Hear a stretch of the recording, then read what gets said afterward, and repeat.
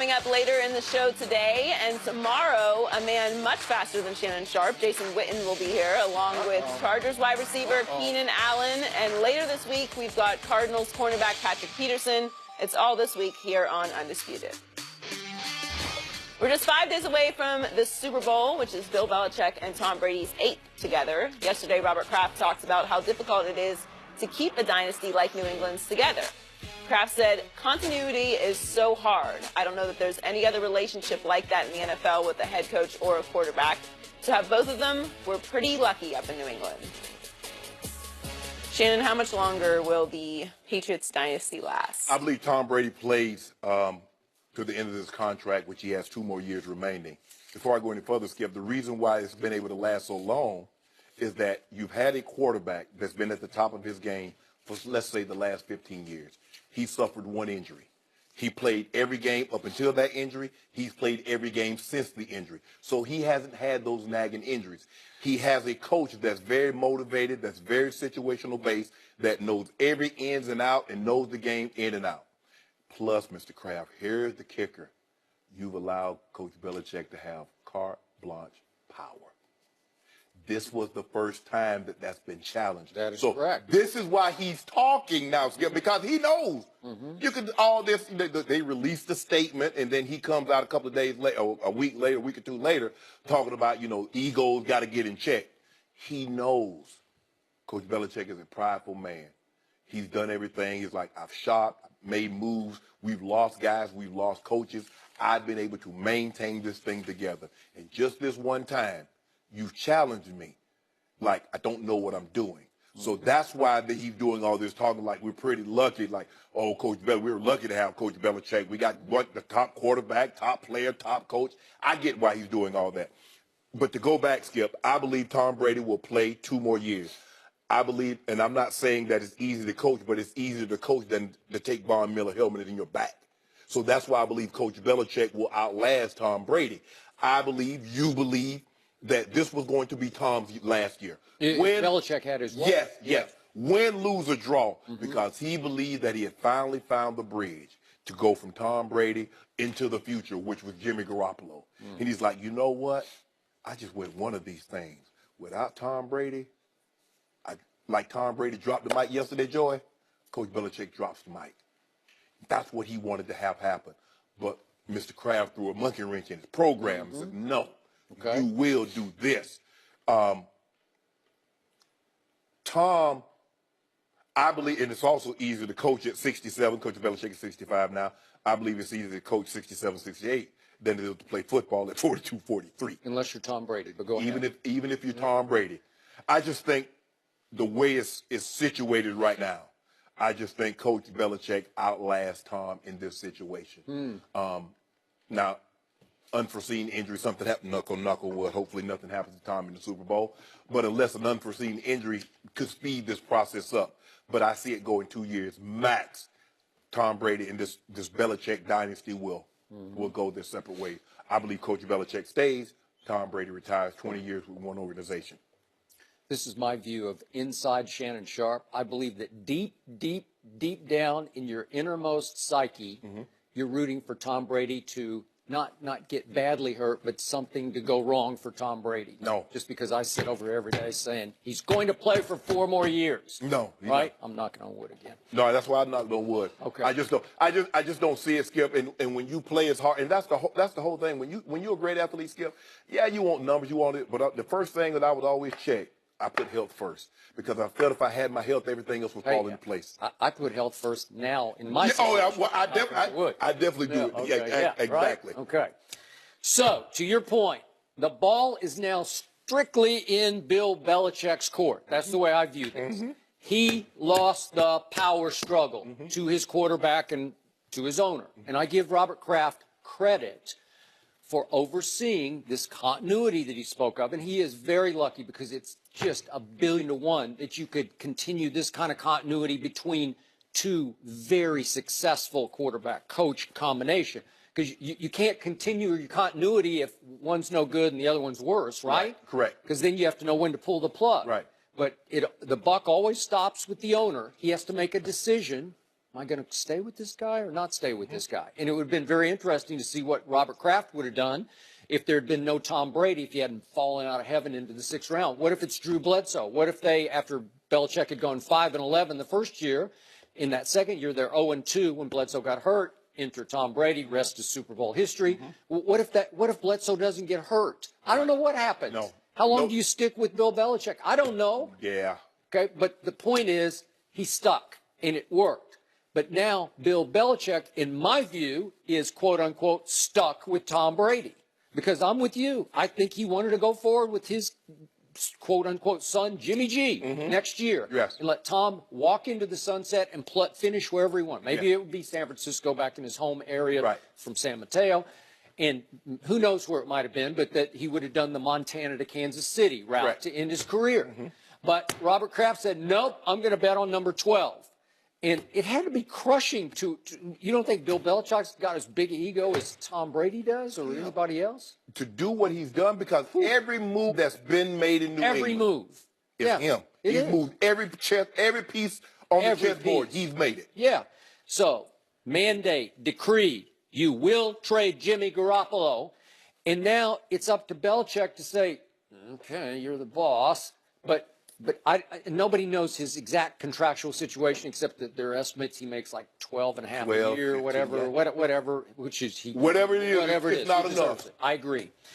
So I was waiting to see about the Giants. Do I think the Mara family in some way, shape, or form reached out or just put out feelers just to see what was going on with that? Because that would be the job because he obviously was a coordinator under Parcells for Super Bowl. And I kept thinking, is there any way he would walk away to New York to finish his career as the Giants coach?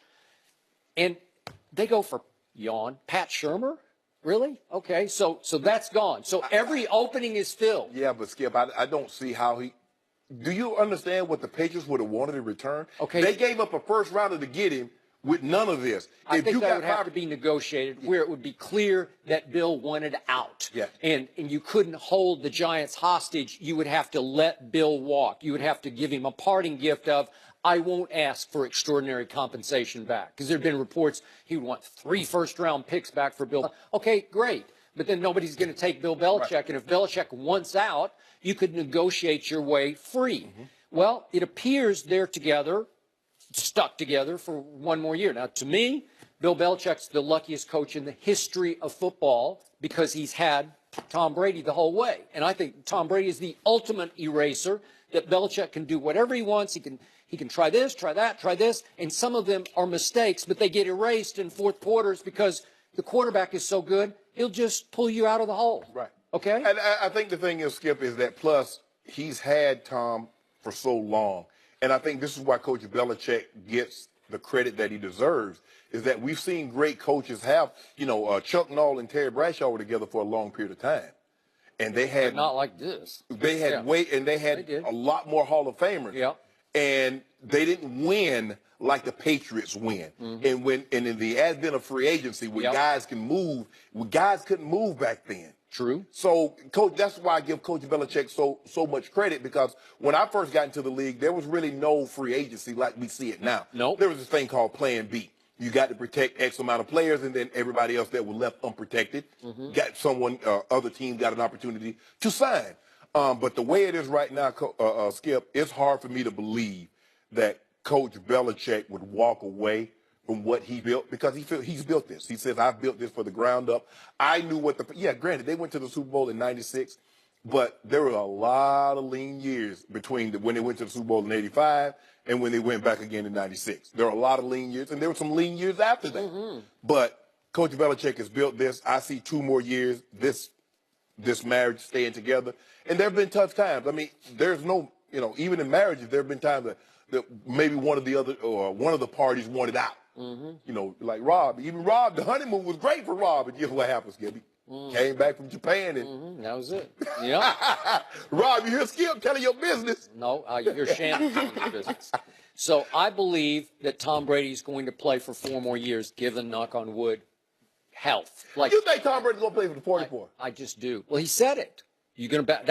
I'm going to tell you again. One guy I don't bet against is Tom Brady. And one thing I've learned from the documentaries that we've seen now, Tom versus Time. We're going to talk in a little bit about episode 2, but in episode 1 at the end, he said, I'm going to paraphrase, I've learned so much. I know so much more now than I ever knew before, and I'm playing at as high a level as I've ever played at.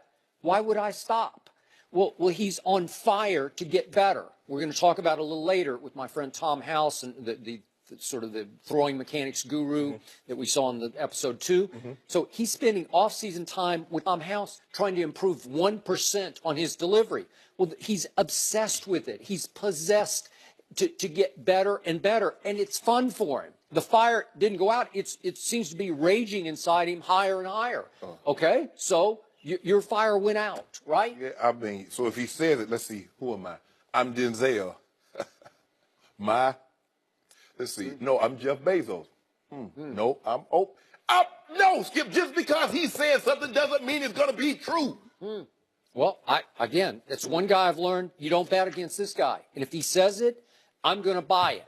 And if he's going to be yeah, because you bought those pajamas. You bought that mattress. I'm surprised you ain't bought that I didn't buy a mattress. Ernestine bought me a recovery top from Under Armour because Tom Brady said it worked. And she said, well, maybe it works. And I wore it one Ernestine, time. you fell for that? I can't believe Ernestine fell for that gimmick. She did. She did. But you it's got okay. the mattress. You got the shoes. I don't have anything. I have nothing in my house except that one top. You got a picture of Tom Brady. I don't have any pictures of Tom Brady. I don't even like him off the field. You have LeBron sheets. You have and sheets. A comforter. Yes. And a pillow with his face on it. Right. I don't remember. And LeBron couldn't carry Tom's. Don't do that, Skip. Well, he just don't do that, Skip. You know it, and don't I know do that. It. Well, I just did it. So the point is, if he says 4 more years, I'm going to say, okay, I'm with you. And that means that Bill Belichick at some point has to make a call. Obviously, he's earned the right to prove that he could win without Tom Brady. Well, Coach Belichick's going to circle back. He might have lost this power struggle, but you know what happens in power struggles. They just don't go away. Sometimes in a hostile takeover, Joe, you try to take over, they rebuff your bid, your offer. Guess what? You lay dormant for a little while. You pop back up on this, try another hostile takeover. Okay, well, didn't Robert Kraft prove right in this? They're in their 8th Super Bowl. They're back again, right? He wasn't going to cut Brady. He was always going to be right. Brady was going to be there. Coach Belichick, I believe, wanted to move on after the season, win, lose, or draw. Okay, but if they figured a way. Okay, let me ask you a question. Tom Brady steps off a cliff next year. Did Mr. Kraft prove right? I don't think he will. And Mr. Kraft just saying he won't step off a cliff. Okay. Do you think he'll step off a cliff next year? I give him 2 more years. For a while, you're just giving him 1 more year. I think you've edged him to 2. Look, December happened. I saw the way he played the last 4 games. It happened. Did you see the way he played against Jacksonville? Yeah. I saw the second half. Yeah, I did. I saw the second half. But did you see the first half? Yeah, I thought he was pretty good. Okay.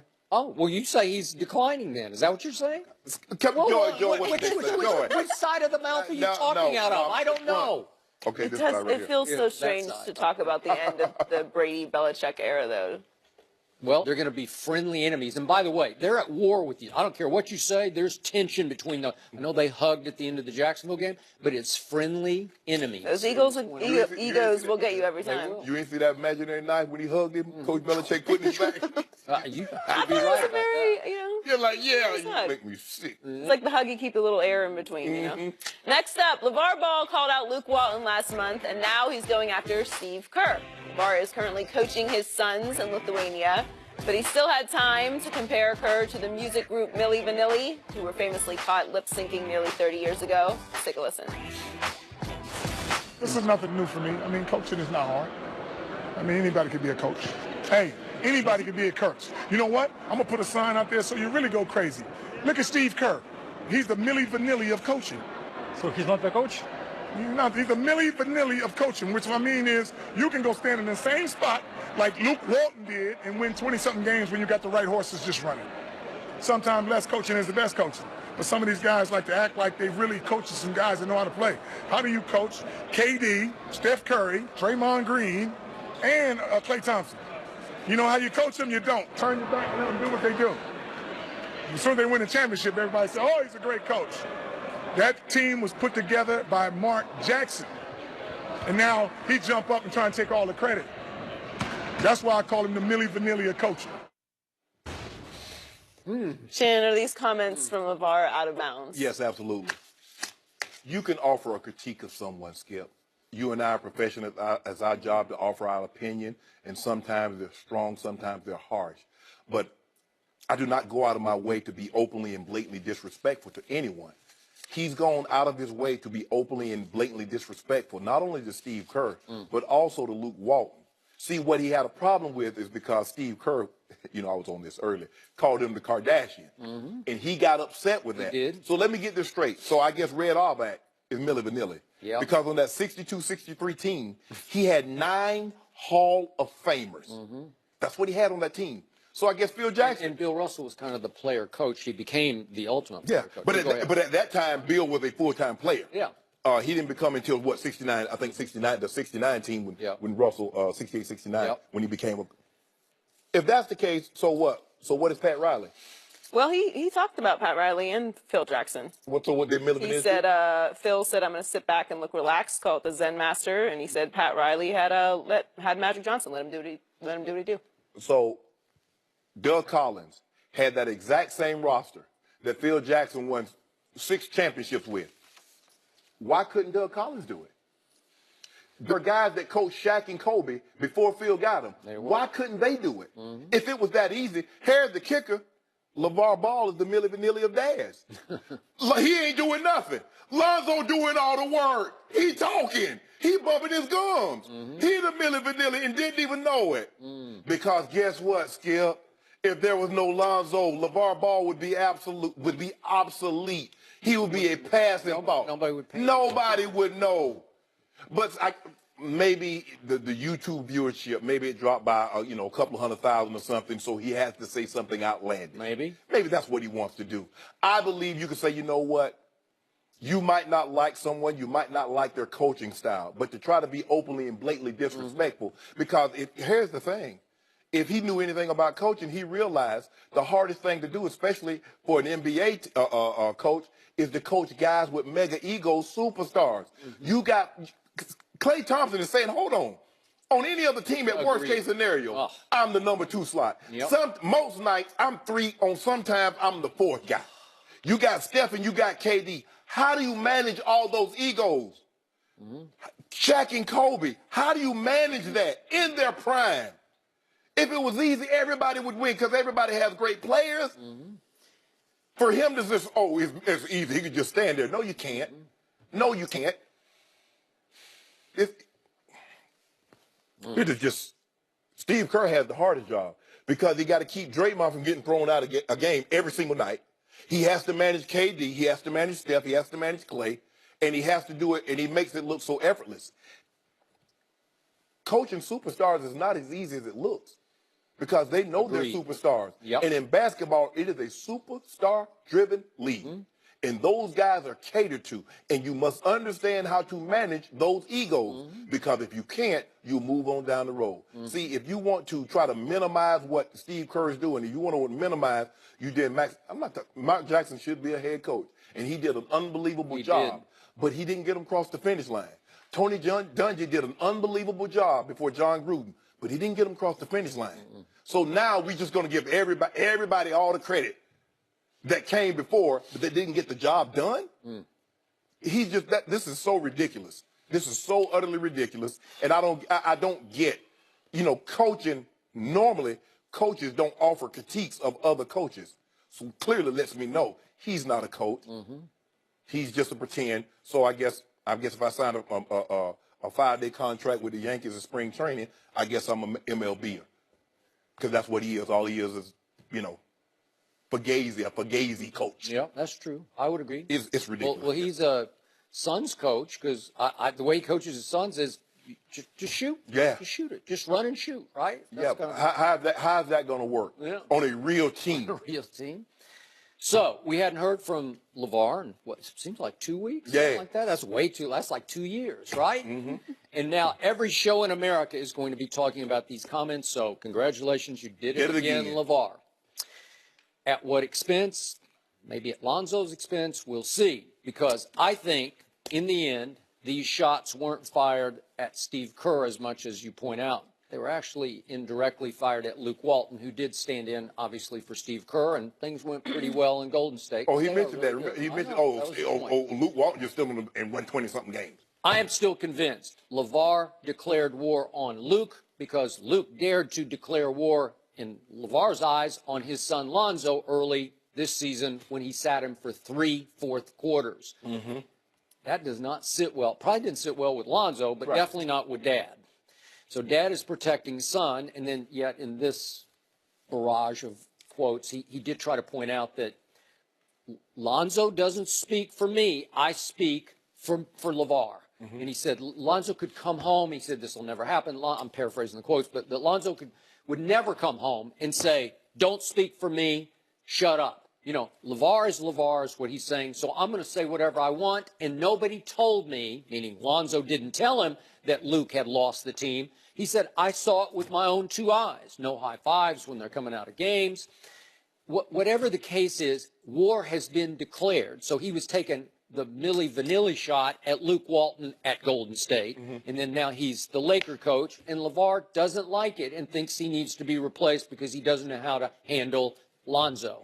And I'm going to just throw this out. I have no idea. I have no reporting on this at all. It just seems a little strange that all of a sudden Lonzo dropped out of sight with a quote-unquote sprained MCL in his knee.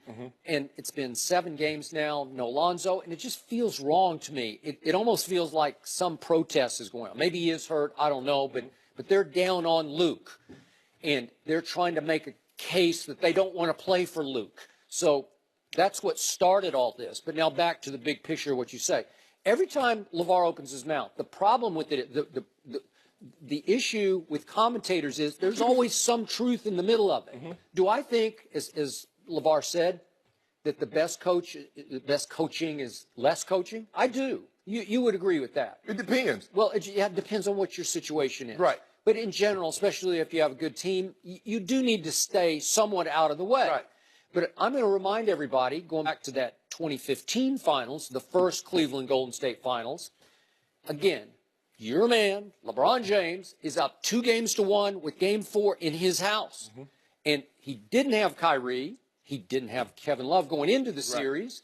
And yet, he had the advantage because he was playing phenomenal, dominating one-man basketball. He was just carrying the whole show. Right. And I'm thinking, because remember, Golden State wasn't Golden State yet. They didn't have that supreme belief that we are a dynasty. Right. They weren't sure who they were. And Steph wasn't quite yet Steph. And Dellavedova was giving him some problems, for the first 3 games. Up 2-1. And what did Steve Kerr do for Game 4? He made the strategic change maybe in the history of the finals. It was a big deal. Well, he stumbled upon it in Game 3 when they were getting blown out. He just threw Andre Iguodala in the game, and they cut it down. They ended up winning. The Cavs ended up winning, but Steve Kerr like, I'm on to something here. Okay, but this is a coaching decision, and it's a gutsy one. I'm going to start Andre Iguodala over Bogut. Yes. We aren't going to go big. We're going small. Right. Get Bogut out of there. We don't care if they have Mozgov or not. Correct. We'll figure it out. And I'm going to put Iggy on LeBron. Right. And he bothered in that game because that was the first bad game LeBron had. He shot 7 for 22. He shot 5 of 10 from the free throw line. He was like 1 of 4 from 3. So he was just smothering it. He's all over him. Right. And all of a sudden, LeBron's a minus 15 in that game. And when I thought, wow, they got a game in the Kings' house, they might just close the deal tonight effectively. Because if they go up 3-1, I think they're going to win the series, right? It'd have been hard for them. Ooh, wow. And the thing is, and that's what makes. And by the way, the punchline to that is, who was the MVP of the finals? Iguodala. Iguodala. Wow. Well, you got to give some credit to Steve Kerr for that. Think about it, Skip. If you Pat Riley, you got Magic and Kareem. Magic is Finals MVP. Kareem is a 6-time MVP. But you got to blend that together. And then you got the #1 overall draft pick in James Worthy coming in. And so now we got to keep everybody happy. You got to keep the big 3 happy in the Celtics. Basically right around the same age. You got Shaq and Kobe. It's not easy, especially in basketball, Skip, because it's a superstar, a mega superstar-driven league, and they cater to those guys. So how do I give KD what he wants without ticking off Clay, Steph, and Draymond? I got it. But back to your point quickly about Doug Collins. Doug's a friend of mine. I know him very well. I know his coaching style. he coaches with his hands around his team's throat. And that didn't work for the Jordan team. Right. You couldn't break through because he was over-coaching that team. To LeVar's point, I'm trying to be balanced about this, because if you watch Doug coach, like when he went to Detroit, he would sweat completely through his suit coat. He would have to take it off because it was just drenched with sweat. Well, that's how he coaches furiously, like he's just trying with all his might to get it to work. Right. Well, sometimes you do have to kind of let it drift a little bit, let them find their roles. But if you're coaching superstars, to your point, they're all going to want to play 40 minutes, right? You got to rest them occasionally. You got to make them save them from themselves. Michael's doing what he wanted to do. Yeah. Everybody, I mean, Doug probably said, Mike, you got to lay off some of the golf. Feel like, okay, go play golf. Yeah, go smoke a cigar. Yeah. You have to understand the agree. balance of what you have. You and do. you can't coach everybody the same way. It looks easy. Oh, I can coach. No, you couldn't. It's just like I hear people, man, I can do what he doing. No, you can't. Well, that was Phil Jackson's whole philosophy, that each player is different and you have to handle them And he differently. did. He juggled it beautifully. You treat them all fair, Yep. but you don't treat them all the same. Nope. And yet, one last point in LeVar's favor. I'm happy he brought up Mark Jackson, because he doesn't get enough credit. Yeah. He laid the foundation, Yes. especially on the defensive end. Yes. He taught those kids a toughness that they were going to need to carry over defensively under Steve Kerr. And he should have gotten another opportunity to I coach. wish he would. I wish he still would. Although he does a great job of Oh, what he's doing right unbelievable. now. Yeah. He's unbelievable. He and Van Gundy and Breen, they do a great job Strong. together. Yep. But Mark, going to get back in coaching. Well, Somebody there's gotta a give whole lot more to coaching than just what is on the court as well, because you're managing, like you said, egos and superstars. Yeah. You're managing families. You're managing sponsors, the GM, the president. Yep. You know, there's a lot more that goes on than just writing stuff on the board. Well, Although LeVar had a very good play, though. It was Operation Beatdown.